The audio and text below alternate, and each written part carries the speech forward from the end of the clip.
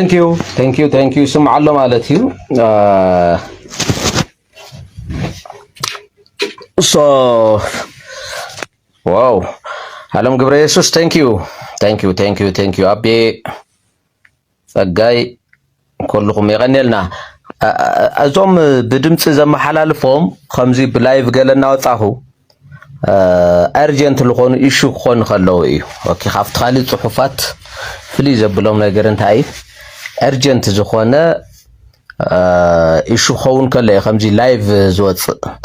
so تركلني أنا تي feelingون سلا زخونة مالتي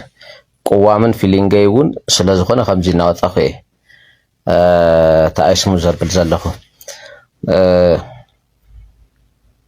so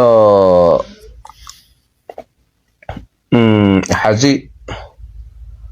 تمالي أفتناي كم عتقات ناي صادقان ناي حزب عفار ባህሊ ክብሪ ሃይማኖት ዘዋርድ ነገር ዝፈጸምዎ ብቪድዮ ሙፀይ ስዒቡ ኣብ ህዝቢ ዓፋር ብፍላይ ከዓ ኣብቶም ኣመራርሓ ኣብ ቤት ፅሕፈት ፕሬዚደንት ክልል ዓፋር ከቢድ ቁጣዕ ፈጢሩ ኣኼባ ገይሮም ነይሮም ህፁፅ ኣኼባ ናይ ዓፋር ፖሊስ ናይ ዓፋር ምልሻ ፅሕፈት ቤትን ናይ ፕሬዚደንት ጽሕፈት ቤት ሓላፊን ማለት እዩ ሶ ትህፁፅ ካብ መሬትና ክወፅሉና ኣለዎም ዝብል ትዝውን ላብ ካሊእ ቁጣዕ ከይተሰጋገረ ህዝቢ ዓፋር ኣብዮም በፂሖም ዘለዉ ነዚ ስዒቡ ምሸት ወደንጥሩ ላብ ሽኸት ከይዱ ነይሩ ኣኪቦም ልዞም ዕጡቃቱ ሶ حزل له نجر بتعم خبيد سلا زخنة خو عفر وتينا خلت من مارت الله وي أبتقرأ حرام ريت فترة لنا زي خاء جسكا وحوانا لما خن لما تزوج من جديد ورث مو وجرات حسكات مخني جرجر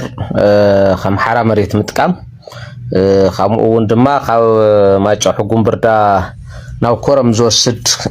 من قد قريتك كورمنا لما تنحسك خشوا وجاهم حرام مريت متكام زي خنفتنينا بزي طرح زي كونس باقو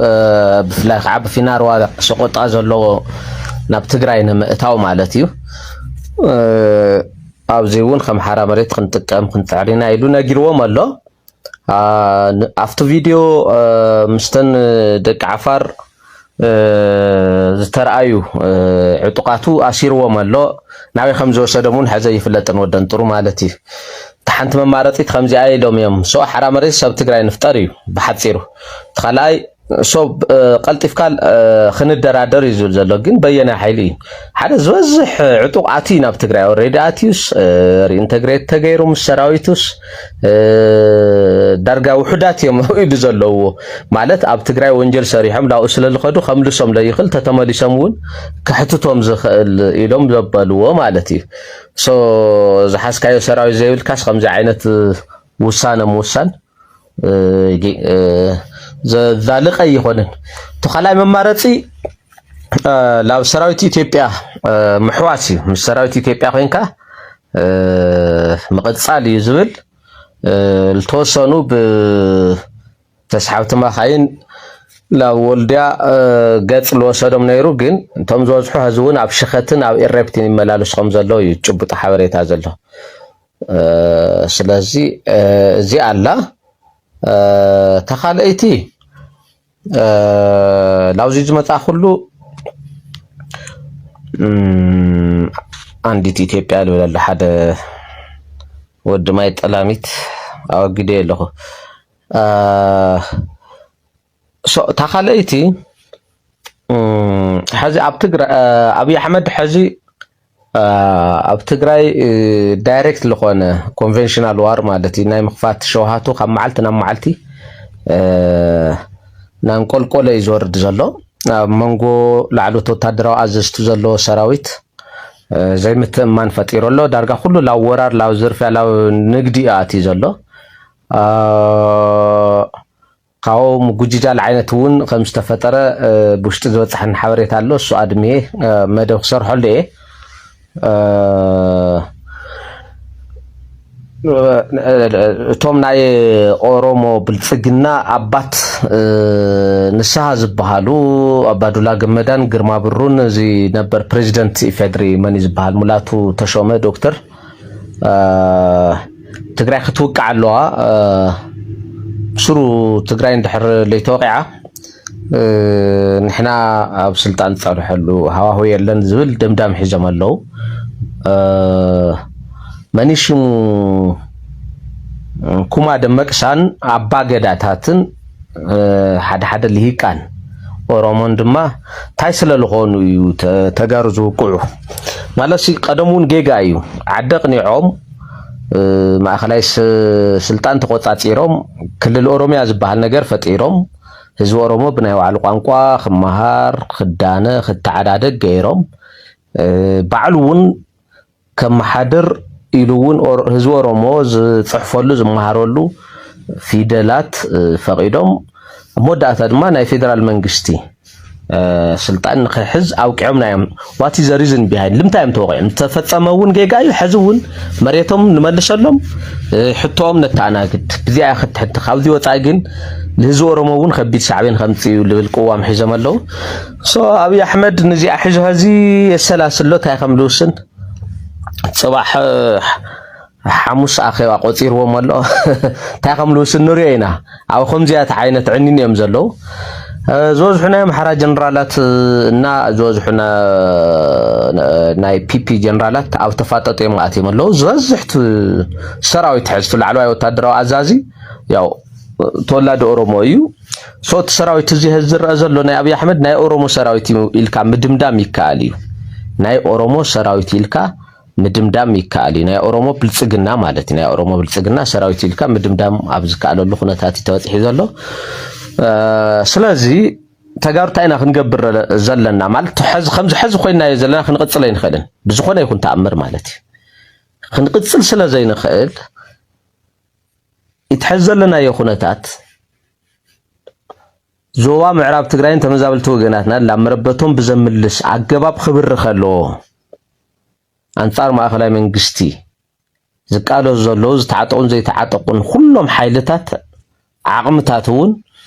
كنت كمولهم علنا خنودبهم خنمرحهم ويكعا خنمحازيهم علنا زول امنتي زلنا زول كاو امنتي بايزوي ولكاو امنتي ناي حزب تግራይ وطعن بدلن برستن طوطو زول ابي احمد خاب ما اخلاي سلطان خوجد خلو طرحن يو ابي احمد اب سلطان خصاب زهالو حزب تግራይ كل ግዜ اب ناي مصنات كونتات يزلو مالتي اجي خفلت الله سو زي اتا زورو دحو حتى اك سراويت تግራይ تاك اليت تግራይ تاك تقامو يودو كو يمانايد أبيهم وانا مأسرتهم ختكون زلوا أبي أحمد خاب سلطان خمي غير كاي إلا يكون زلوا primarily مالتي سلازيا ناتي قوام لبنتو راغيا اوكي لافت سالسا قوام إرتراويان حواتنا خردو وزقباء نقر الله بفلاي أبدق زلوا مالتي على أن إرتراويان حواتنا خحلفو زلل مالختي اتي تمدو بفلاي عبوغن تجارو زلنا تصمدو نمرح زلنا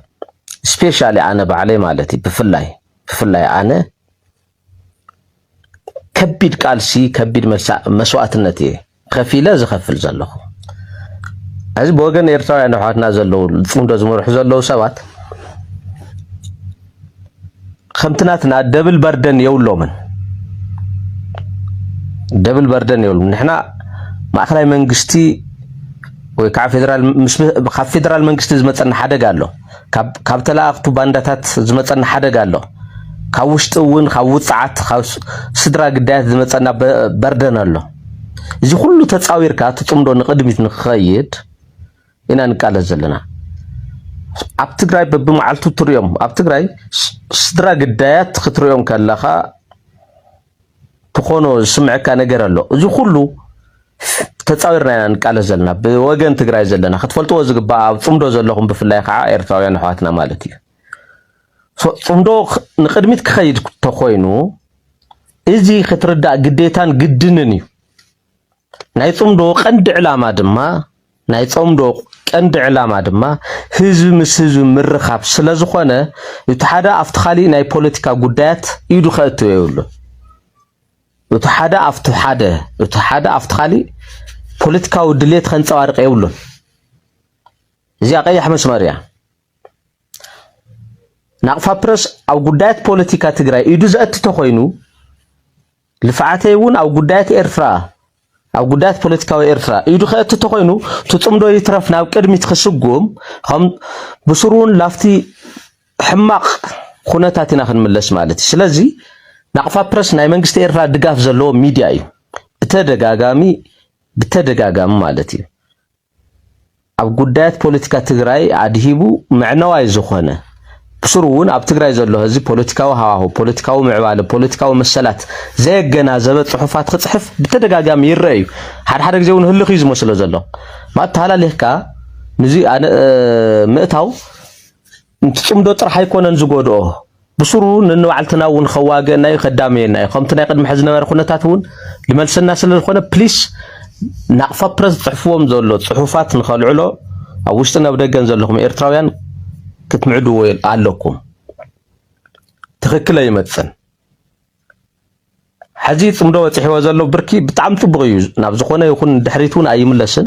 ብስሩ እውን ካብዚ ንጽምዶ ዝመርሑ ዘለዉ ሰባት ካብ ክልቲኡ መራሕቲ እውን ወፃኢ እናኾነ ናይ ህዝቢ ዋኒናት ኮይኑ እዩ ሕዚ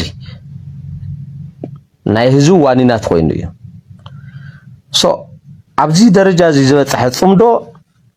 ናብ ድሕሪት ንኸይምለስ ኣብ ጽምዶ ትነጥፉ ሰባት ብወገን ኤርትራውያን ዘለኹም ህልዊ ፖለቲካዊ ኩነታት ምዕባለ ፖለቲካዊ ኩነታት ትግራይ ከተስተዋህሉ ኣለኩም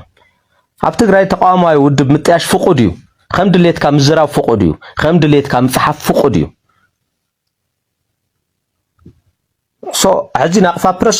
ከምዚ መንግስቲ ኤርትራን ሕወሓትን ዝተማኺሮም ኣብ ትግራይ ዘለዎ ብልጽግና ናይ ብልጽግና ሓሻኽር ከጥፍዎም ስምምዕነት ከም ዝወፅሖም ሲሉ ይዘብል ዘሎ ፕሪቴንድ ዝገብር ዘሎ እዚ ሓደገኛ እዩ ዲስትራክቲቭ እዩ ኣብ ትግራይ ዘሎ ፖለቲካዊ ምዕባለታት ካብ ዘይምርዳእ ዝተጻሓፈ ጽሑፍ እዩ እዚ ስለዚ ጥንቃቐ ንኽገብር ንኽትምዕድዎ እዩ ኣነ ዝመክር ማለት ኣነ እዚ ጽምዶ ዝግበአን ነገር ኩሉ ገይረ እንዴ ዝግበአን ነገር ኩሉ ክገብር ከለኹ ዋላ ናይ ህይወተይ ከይሰሳዕኹ ገንዘበይ ግዜይ ገለ ኩሉ ነገር ከይሰሳዕኹ ገይረ ናብ ድሕሪት ክምለስ ኣይደልን እዩ ክበላሸው እውን ኣይደልን እዩ ጽምዶ ማዕረ ሽርክና ዘለዎ እዩ ንሕና እውን ዘጻምደና ካፒታል ሒዝና ኤርትራውያን ኣሕዋትና እውን ዘጻምዶም ካፒታል ሒዞም እዮም ነካይዶ ዘለና እምበር ሓሽካሪን ተሓሽካሪን ሃልይዎ ኣይኮነን እዚ ብደንብ ክተስምሩሉ ኣሎ ኣብ ጽምዶ ሓሽካርን ተሓሽካርን ለኣኽን ተለኣኽን የለን ማዕረ ወይ ከዓ ተመጣጣኒ ኩለ መዳያዊ ካፒታል ሒዝካ ኣብ ማሕበራዊ ረብሓ ዘድሃበ ንቅድሚ ክስጉም ዝግብኦ ስራሕቲ ዝስራሕ ዘሎ እዚ ክትብልዎ ኣለኩም ሓደ ኢኹምማ ካብ ወገን ትግራይ እውን እከለ ተዘይኮይኑ እከለ ምስ እከለ ጽምዶ ክረአ ይደልን ክሳምዋል እውን ዝተበፅሐ ኣሎ እዚ ኣብ ሰዓቱ ብደንብ መደብ ሒዘ ኩሉ ትጽምዶ ካብ መጀመርያ ክሳብ መወዳእታ ልመን ይሕንኩሉ ነይሮም ብኸመይ ተሓሊፉ ከመይ ኣብ ዓይነት ፈተናታት በዲሁ ኣብዚ ተወፂሑ ሕዚ ኸ እንታይ ይግበርሉ ሕዚ ልመን ብፍላይ ብወገን ትግራይ ልመን ንኸባላሹን ላብ ቢዝነስ ንኽቕይርዎ ንኽጨውይዎ ትጽምዶ ይንቀሳቐሱ ኣለዎ ገለ ዝብል ናይ ባዕሉ ተኸታታሊ መደብ ወፂአ ክዛረበሉ እየ ብተደጋጋሚ ማለት እዩ ፀገም የብሉን በት ትዋና ናተይ ኢንተረስት ግን ትጽምዶ እዚ ሕዚ እውን ካብ ዝኾነ ይኹን ሓኽሊ ድሙ ነፃ ወፂኡ ህዝቢ ትግራይን ህዝቢ ኤርትራን ዳግም ላብ ዘይዳመየሉ ዘተኣማምን ናይ ሰላም ብራኸ ክሰጋገር እየ ዝደሊ እዚ ክፍለጥ ኣሎ ኢቭን ኩናት እኳ ተተወሊዑስ ዝተጸገመ ትግራዋይ ምስ ኤርትራውያን ኣሕዋት ከይዱ ሕማቕ ግዜ ክዘሕልፈሉ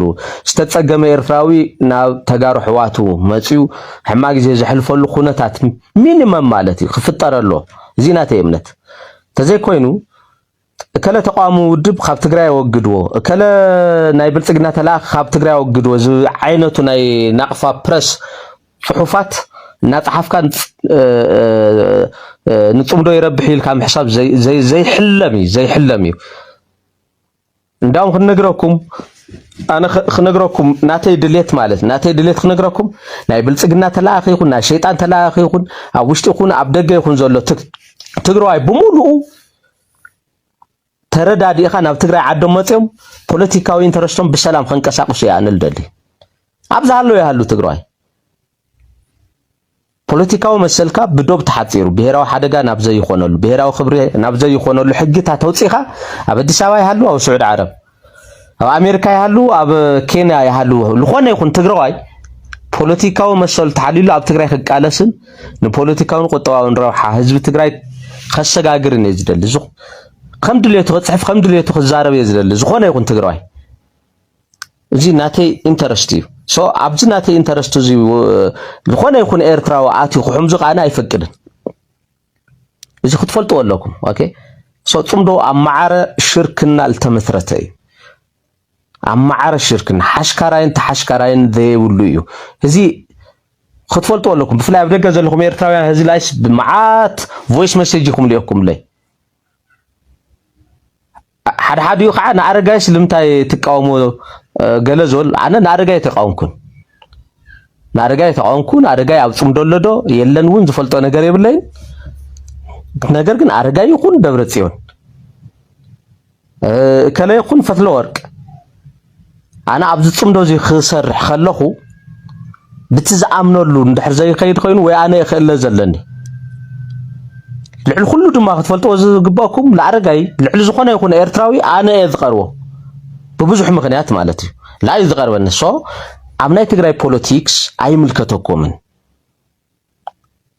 أبزي تنقاقة يدليكم عمنا تجري بوليتيكس التجارو قد فلهم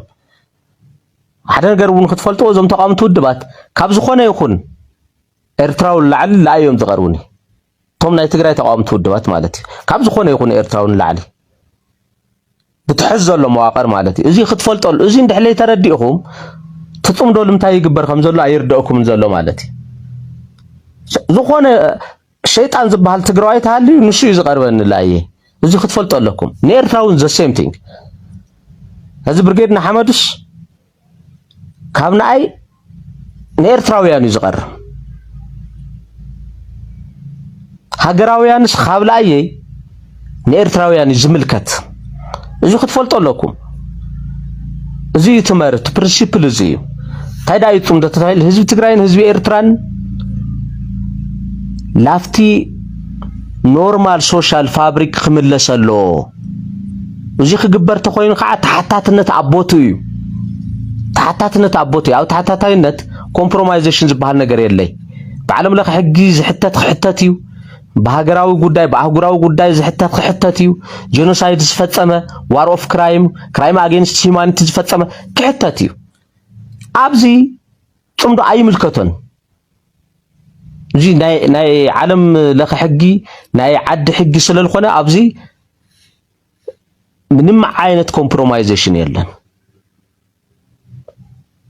ሕዝና አቅፋ ፕረስና ኤርትራ ሪሰርች ሴንተር ነው ግዛዕሉ ለሎስ አበ አክሱምስ ጄኖሳይድ ሰራዊት ኤርትራስ አብ አክሱም ጄኖሳይድ ይፈጸመን ይዱስ ኹማገት ይርኢ ይፍትን ኢቲቪ ዚሉ شعوب حدار صيون سلام ተዋዒሉልስ ናሬት ክገብር ክፍትን ርየስ ከምዚ ዓይነት ጽምዶ የለይ ጥንቃቄ የድሊ ኦኬ ኣብ ጉዳይ ጄኖሳይድ ተፈጺሙ ዶ ኣይተፈጸመን ዝብል አጀንዳ ናይ ጽምዶ ኣይኮነን ናይ ጽምዶ አጀንዳ ህዝቢ ትግራይን ህዝቢ ኤርትራን بسلام نخنبر عم محبراو أو قطباوي وانينات خنطف يتوانا أجندا بر قدايات فردي قدايات طبقة قدايات داينة يكوننا نحن صمدو أي ملكتون زي ولا حزب تግራይ جنوسايد يتفصم ነው أقسم تتبل عالم لخ قداي سلل حزو አይተፈጸመ ዝባሃል ይኮን ናይ ግድን حق يخوص زلو ترديكم سو بزي خطردو ولكم صمدو ቤተክርስቲያን ይሰርሕ መስጊድ ይሰርሕ ናይ ጽምዶዋኒ ነው ይኮን አነ ብዝርደን እዚ አነ እዚ ተረዲነ እዚ ከይዘለኹ ጽምዶስ ናይ ቤተክርስቲያን ናይ ምፍራሕ ፕሮጀክት አይኮነ ናይ መስጊድ ናይ ምፍራሕ ፕሮጀክት አይኮነን ጽምዶ ጄኖሳይድ ተፈጽምዶ አይተፈጸመን ይልካ ኢንቨስቲጌት ናይ ምግባር